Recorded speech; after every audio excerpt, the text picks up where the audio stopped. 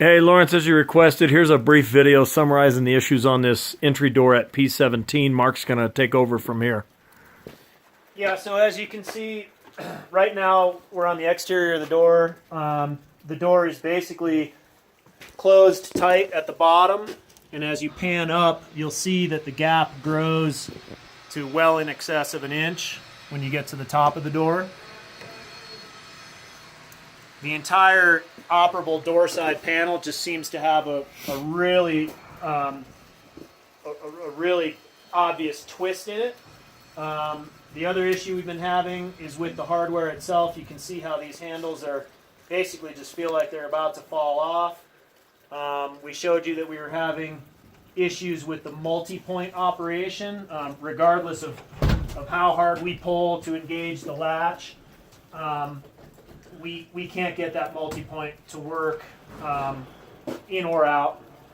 And then again, as I showed you, even with the door closed and latched, you can still, obviously it pulls it tight and you can pull some of the warp out of it, but we still have a lot of play and a lot of air leakage in the top corner of the door, which, as I indicated, would result in we won't pass our HERS inspection with that issue.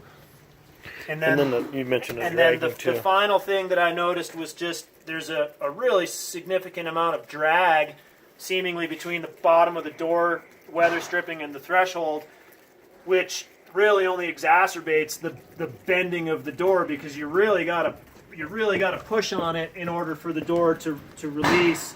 It's nice to have a nice weather tight seal along the bottom, but I think it's excessive, and it seems to me like something has shifted or sagged or settled or whatever, because that was not the issue before. You didn't have to push on the door really to get it to open. So I think between the pushing and the pulling, we're just getting to a point where we're going backwards. Do what you just did again there, Mark, just showing that motion in the door. So he's tight at the bottom, and you can see the amount of free play at the top, and that the bottom's not moving.